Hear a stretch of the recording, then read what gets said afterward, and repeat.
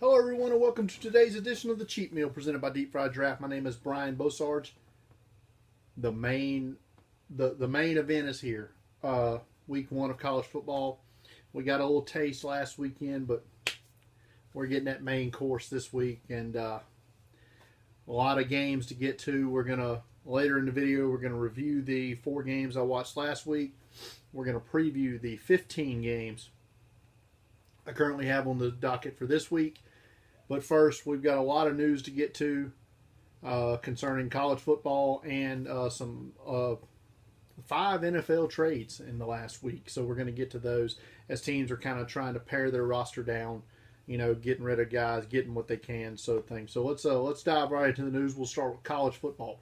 Alabama's projected starting defensive end, Raekwon Davis, true sophomore, not draft eligible, suffered a gunshot wound to the leg over the weekend. He is definitely out indefinitely, but his prognosis is he's going to be okay. 'Tis a flesh wound, so they say, but not good for the Tide or not for Davis himself. Hurricane Harvey claimed another victim of football. I mean, let me backtrack that. Football is irrelevant in the grand scheme of things, but as far as football go, and that's what this is about. Houston at Texas San Antonio, that game's been postponed. The game last week that was postponed, Sam Houston State in Richmond, that game's going to be played in Waco Friday night, and it'll be on ESPN. Watch ESPN. Now, Florida announced today that they're going to start redshirt freshman Philippe Franks. He beat out Notre Dame quarterback, Notre Dame grad transfer Malik Zaire for that starting job. That probably doesn't say a whole lot for Zaire as a draft eligible prospect at this point. Florida also announced that junior running back Jordan Scarlett, who is a solid running back prospect for this draft, and one other player suspended indefinitely. No amount of time announced, but definitely they're not going to play against Michigan Saturday, which now brings a total of 9 Florida players suspended for that game. Not good for a game of that magnitude against a team of that magnitude that they're playing. Now let's get to those NFL trades we talked about, and there were 5 of them up to this point. There could be more between now and the last preseason game tomorrow. But Kansas City has acquired linebacker Reggie Ragland, who was a second-round pick from Alabama a year ago. Just did not fit with Buffalo, and now they're basically trying to get anything they can for him. They pick up a 2019 4th-round pick for Ragland. There were 2 long snapper trades. The other was a straight-up player trade, but this one the Saints acquire veteran long snapper John Dorenbos from the Eagles in exchange for a 2019 7th-round pick. The Bengals trade linebacker Marquise Flowers, a guy who probably was not going to make the squad, to the Patriots in exchange for a 7th-round pick in this year's draft. This will essentially replace the 7th-round pick the Bengals are going to give up to Jacksonville, because the conditional 7th-round pick that Jacksonville acquired was for defensive end Chris Smith, who's going to make the team, and that was the condition of the pick. So this will basically replenish that pick for the Bengals. The 49ers acquire a 2018 4th-round pick from the Pittsburgh Steelers in exchange for tight end Vance McDonald and a 2018 5th-round pick. So basically, the Steelers are going to move back probably 20 or so spots and get Vance McDonald. Kansas City today acquired offensive lineman from the Browns, Cam Irving. Irving has just not, the light bulb has not quite gone on for him with Cleveland as a former 1st-round pick. So Cleveland now gets a 5th-round pick in 2018 from Kansas City. I read earlier that after Joe Hayden's release today, Cleveland now only has 1 1st-round pick on its roster from the 2009 to 2015 drafts. So not good there. for that. So now let's get to the Week 0 games that I had the pleasure of watching this past weekend. Like I said, just a little taste. Little taste. Little taste of football last weekend. Oregon State was at Colorado State, and this was just a skull drubbing. There, Colorado State with a 58-27 win. I said last week that Nick Stevens was a fringe NFL draft prospect, and holy crap, has this guy gotten a lot better since the last time I watched him. Against the Beavers, 334 yards, 3 touchdown interceptions, showed good touch on deep balls, solid arm strength. Senior Bowl watch list receiver Michael Gallup, 11 catches, 134 yards, showed excellent hands, showed a nice catch radius in this one. So he's definitely a prospect that's on the way up for me. Stevens as well in the quarterback rankings. Would not have been ranked. New position rankings probably going to come out tomorrow. Nick Stevens' name is going to be on that initial top 15 quarterbacks for me. Turnovers killed Oregon State in this one. Their JUCO transfer quarterback just careless with the football, and so that's what you get there. Very fun game to watch was Hawaii at UMass. Hawaii with a 38-35 win scored a go-ahead touchdown with 45 seconds left. New player to watch for Hawaii is redshirt sophomore wide receiver number 5, John Ursua, who just exploded in this game. Huge night, 12 catches for 272, including an 85-yard catch and run.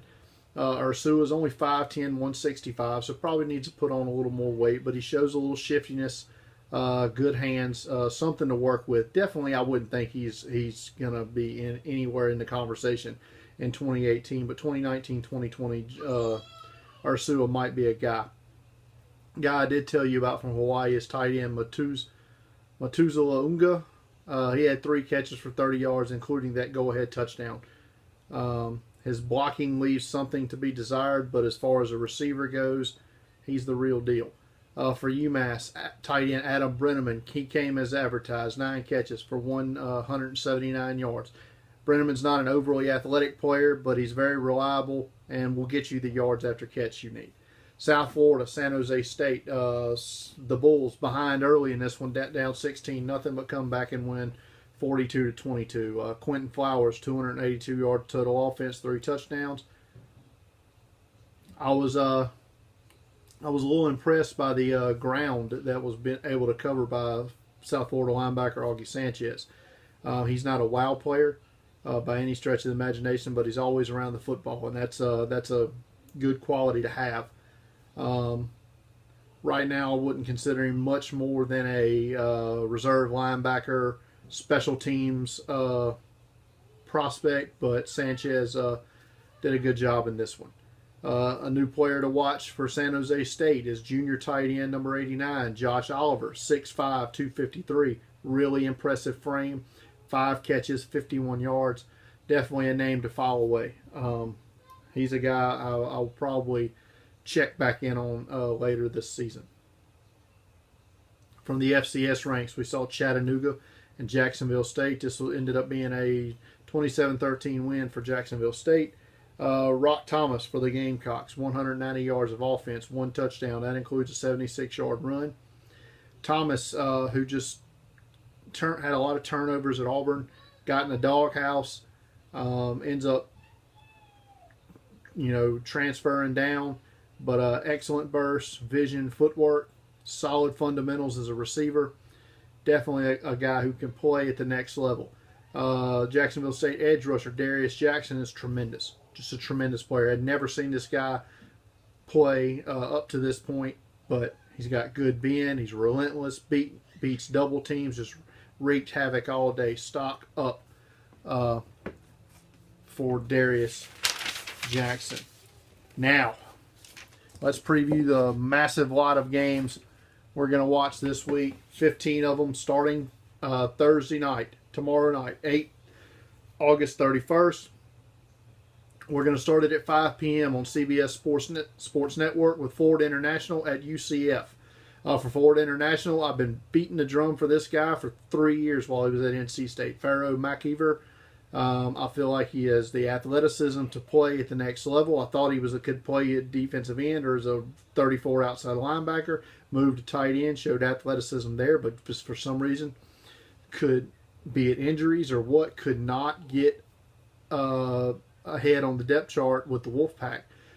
Grad transfers down here to Miami. I really hope he can get on the field for the Golden Panthers. So we're going to look for him. He'll be wearing number 88 for FIU. For UCF, we're going to be watching number 66, their senior offensive tackle, Aaron Evans.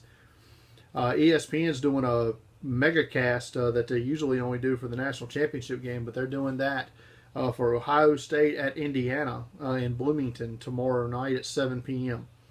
But the main game cast will be on ESPN. For Ohio State, we're going to watch their edge rushers. They've got 3 of them in this eligible for this draft. Number 6, Sam Hubbard. Number 33, Dante Booker. And number 59, Taekwon Lewis. For Indiana, we're going to see their senior quarterback, Richard Legal, who's on the Senior Bowl watch list, who wears an unbearable number of 21. It's just stupid. Stupid. Quarterback shouldn't wear 21. It's dumb. We're also going to get a look at their senior wide receiver, Simi Cobbs Jr. 7 p.m. on AT&T Sports Pittsburgh. Duquesne is at South Dakota State. This is purely to watch South Dakota State wide receiver senior Jake Weineke, number 19, and Dallas Goddard, number 86, their senior tight end, who I've written up a DFD recipe on earlier this summer. If you haven't read that, go back and read it. Great player. Both of them are great players. Friday night, 5 p.m., CBS Sports Network. Fordham is at Army. This is a game just to see Fordham running back number 22, Chase Edmonds. 7 p.m. on Fox Sports 1, Washington is at Rutgers. Washington will be without linebacker Azim Victor, who was suspended for this game for violation of team rules. For Washington, we'll be looking at their skill players, and that includes junior quarterback Jake Browning, their 2 running backs, junior Miles Gaskin, number 9, and number 22, senior Levon Coleman, and senior wide receiver number 8, Dante Pettis. For Rutgers, their main prospect is going to be senior edge rusher Kamoko Toure, who wears number 58.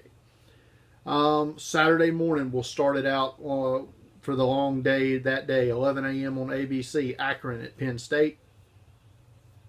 Currently don't have any players on my watch list from Akron. That can always change.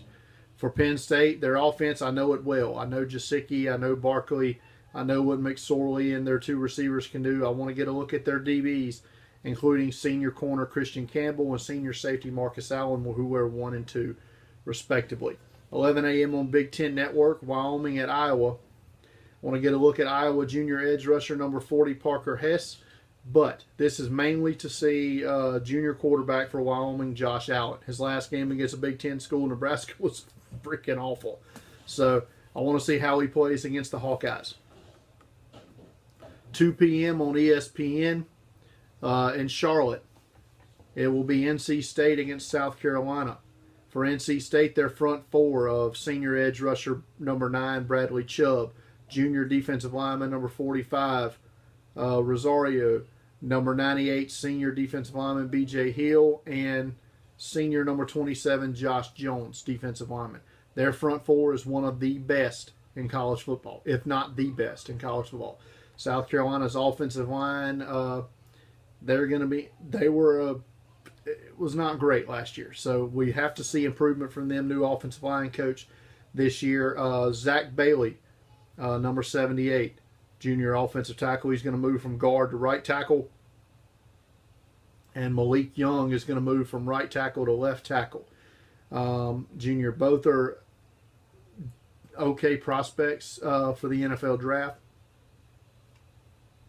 So we'll see how they fare. But South Carolina is going to be tested up the middle and on the edge in this one. 2:30 ABC from Dallas, Florida, and Michigan. We told you about Florida's suspensions. Now up to 9 players suspended for this game. The main matchup we're going to be watching in this one is going to be number 73 junior guard Martez Ivy and Michigan's senior defensive lineman, number 73, Maurice Hurst. 3 p.m. CBS Sports Network, Kentucky at Southern Miss. Last year, Kentucky at home blew a huge lead and lost to Southern Miss. This year, we're going to see how senior linebacker number 51, Courtney Love, does against Southern Miss's senior running backs, number 25, Ito Smith, who I've written a DFD recipe about. Again, go read that. He's a great player. And their other senior running back, number 24, George Payne.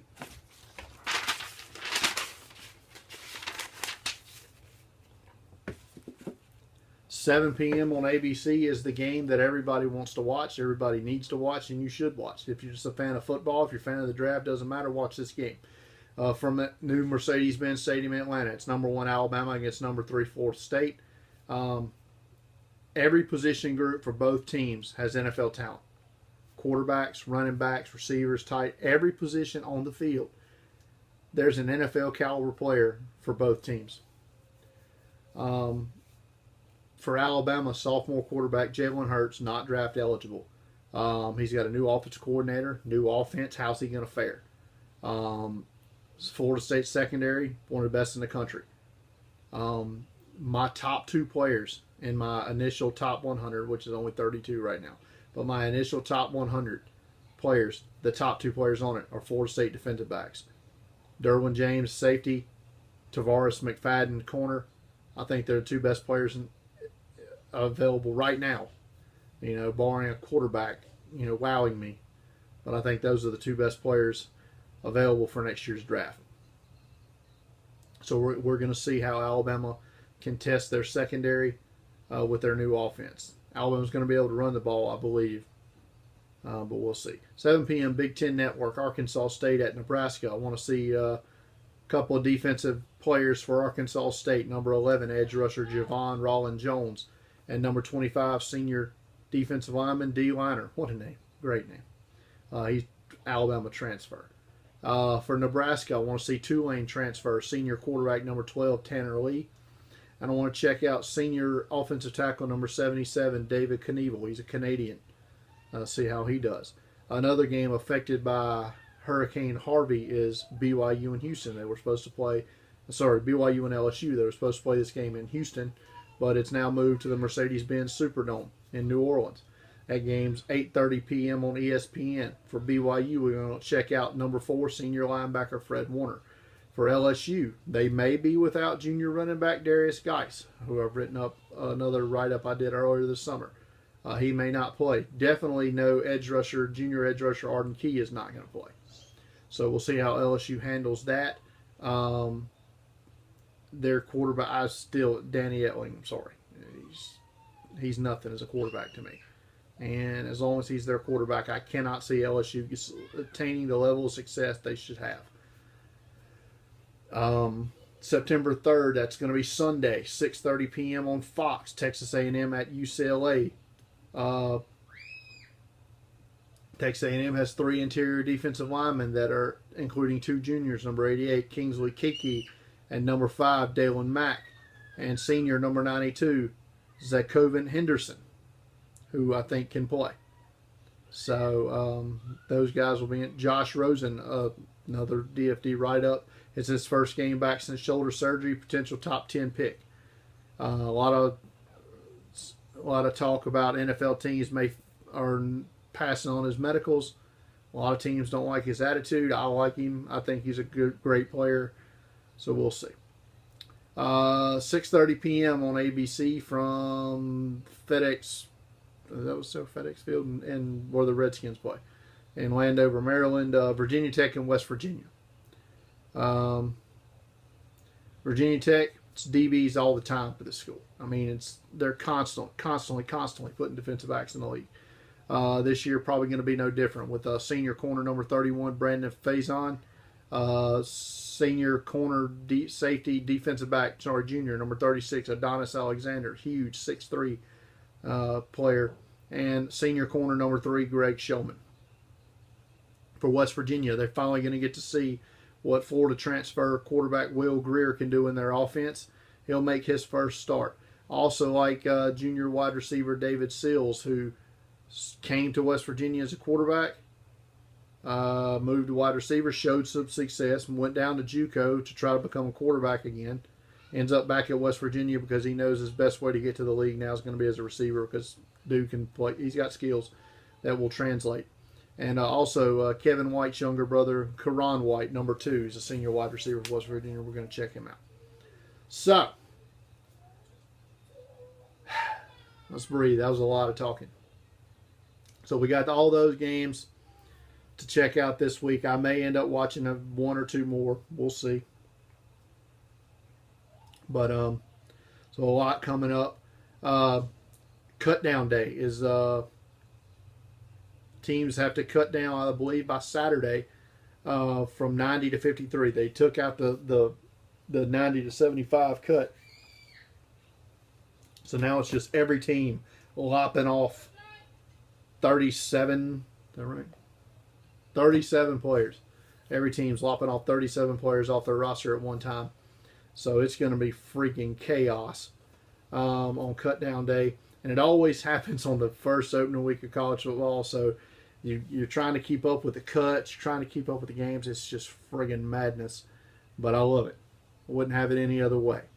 So we got that going on. Like I said, we got the games going on. So stay with us. Follow me on Twitter at Deep Fried Draft. Facebook.com/DeepFriedDraft.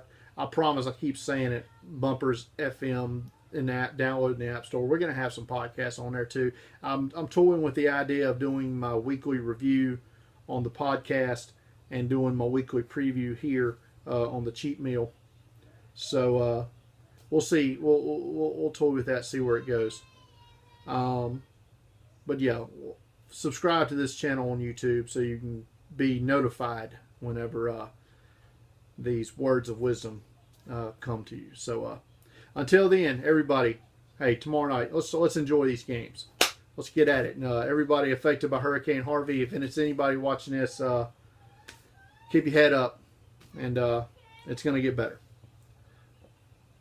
Good night, everybody.